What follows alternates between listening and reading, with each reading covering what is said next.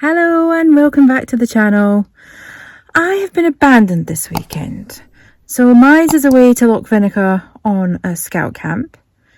Gary is working and I'm thinking, do I really want to stay on my own all weekend in the house cleaning? No, I don't. I want to make a video for you guys. But I can't drive the motorhome, can I? Because I don't have a C1 licence.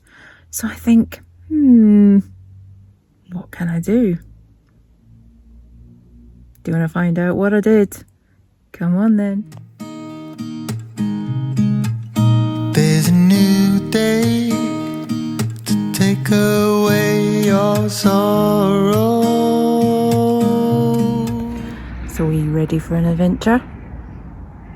You can pick up a few things first.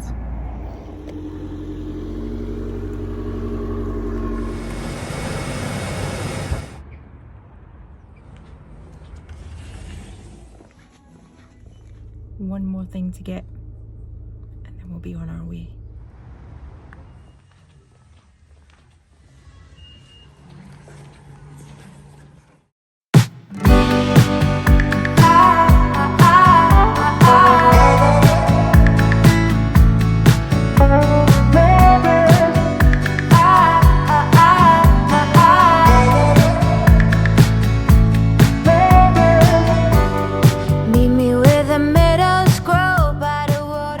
Welcome to Culross. So let's put the drone up, have a look around.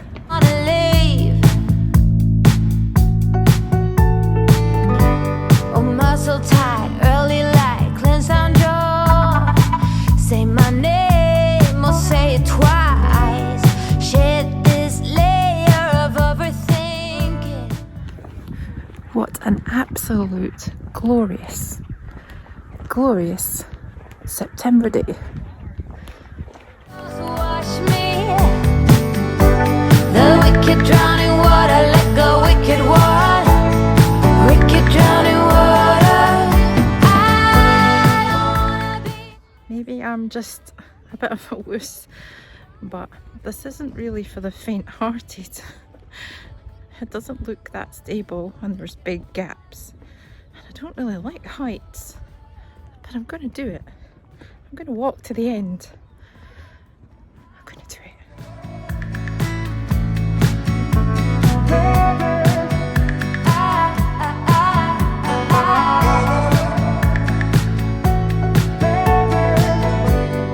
Let's go on the longest journey far away. See elephant. So, everyone's always saying to me, you are so lucky that you have a motorhome. I wish I had a motorhome. I can't go places, blah, blah, blah. So I had this bright idea to show you that anyone can go on an adventure. Even someone who's 48 and scared of being on their own. If I can do this, anyone can. So tonight, we're going to be car camping in my Fiat Abarth. Is it even possible? It is, and I'm going to show you how. So Culross is not only famous for being featured in Outlander quite a lot, it is also one of the most complete 17th century villages in Scotland. And if you were to go to one place in Fife, add Culross to that bucket list, because it is a must-have visit for everybody. The overnight parking is available in the West car park, but only if you have a campervan up to 6 metres. It's free and has lovely views over the Firth of Forth. If you were to bring a bigger van, you are risking a fine of £60 for being out with the bays. It's a decent sized car park and it's only 5 minutes walk from the palace. So right at the back of the car park is a toilet block. I think they're 30 pence. Let's have a wee look. It's 30 pence for entrance. And I think someone had said that they're 8 o'clock in the morning till 6 o'clock at night. Culross was built in the 16th and 17th century to house workers in the mining and salt panning industries and was actually one of the busiest seaports in Fife.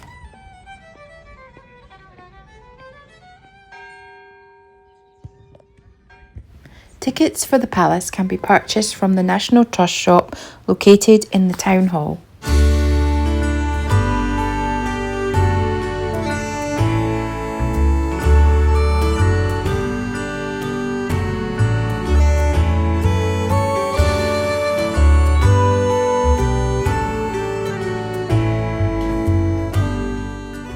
There were symbols above the fireplaces to stop witches and evil spirits entering the house, and because there were no banks, there would be a strong room. The ghost of Sir Bruce has actually been rumoured to have been seen in this room.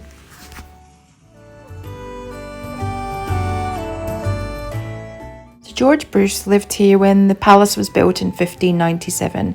He was an early industrialist who developed a highly innovative system of coal mining. I really want to dress up.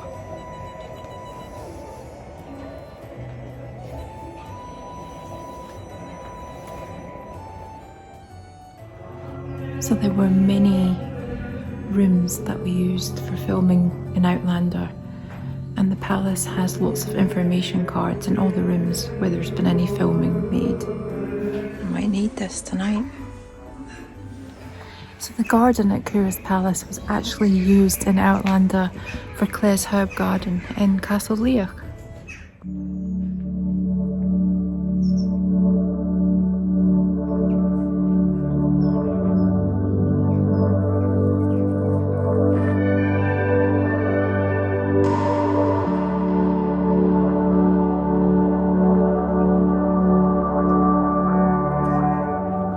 I think it's time for a cup of coffee.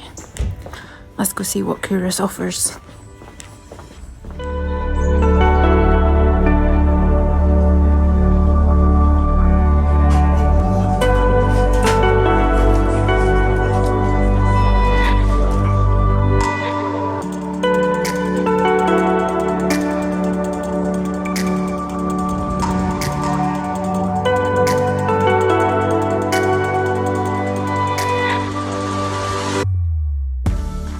The Mercat Cross was actually featured a number of times in Outlander, as was the town.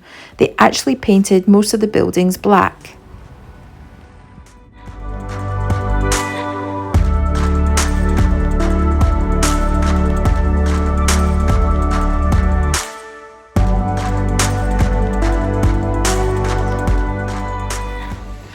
It's quite a steep hill. You can drive up here. What's it with me and steep hills? So whilst the monastery is closed for some building work, you can still get access to Culross Abbey.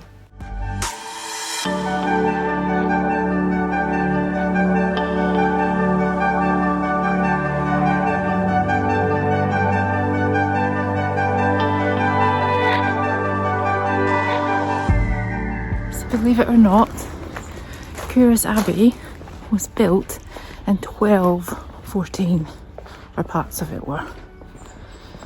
Let's have a look inside.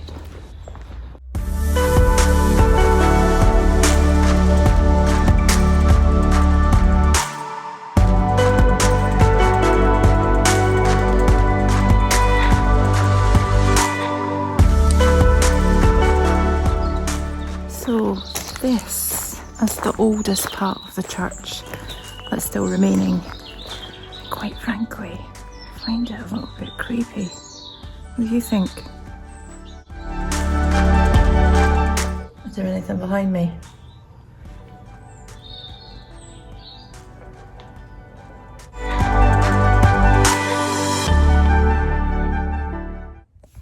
So, welcome to my home for the night.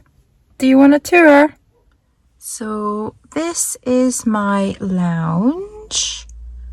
It's open plan, so it's an open plan kitchen and dining room as well. Oh, and also my power supply. And this is my bedroom, complete. with sea view. And I converted my little Fiat Abarth into a camper van for the grand total of £6.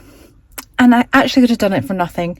The £6 was for the window screen cover because I was too lazy to make something.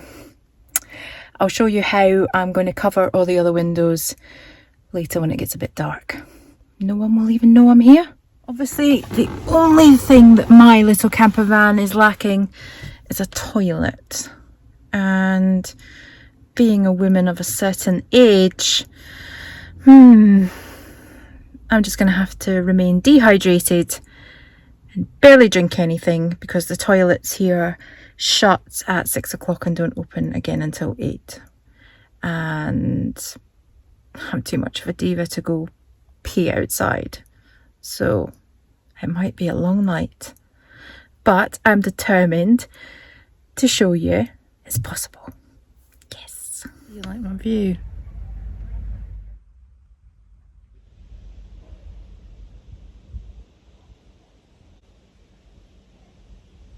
So we're off to the Red Lion for dinner. Me. Been coming to the Red Lion for years and years and years and years. One of my favourite places to eat. The menu's not changed in 25 years and I always have the same thing because it's so good. Cheese and pineapple salad. I'm coming for ya.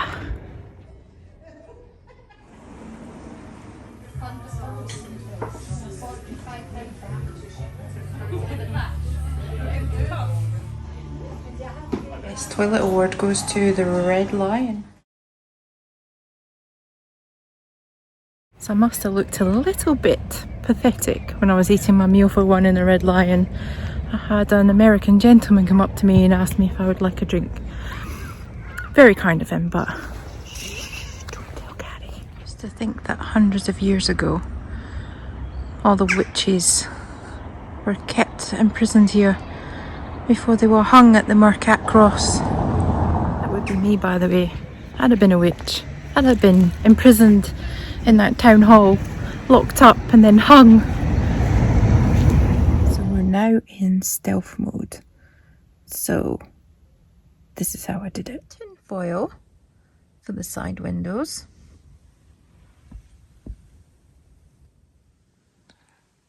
Black cardigans over the windows at the front. And a sunscreen window shade for the front. And for the back I have a scarf to hang up, but I'll not do that just yet. Pretty sure most people can't see me anyway. Stealth camping in the Camperbarth.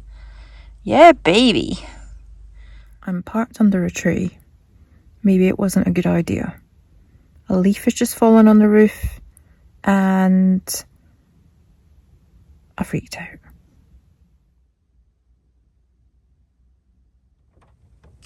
Good morning. It's 6 o'clock. We survived the night.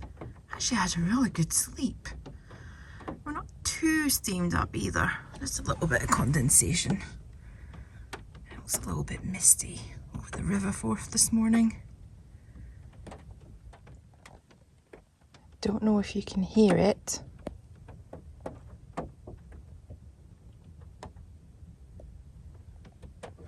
That's all the rain dripping off the tree onto the roof. It's really making me need the toilet. So there's actually only one other camper van here last night, which really surprises me. This was my little spot here underneath the tree next to the light. I think we're going to have a lovely sunrise. So I'm going to set off home now and I'm going to show you how I made the bed up when it gets a bit lighter. This is how you make a bed in a Fiat Abarth. So obviously when you put the seats forward, there's a bit of a gap at the back. So all I did was added some cushions.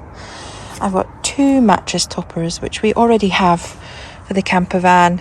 They fitted in there, no problem. I just folded them over at the back, put some cushions at the back of the seat to build it up, push the seats forward, ta-da! Camperbarth bed.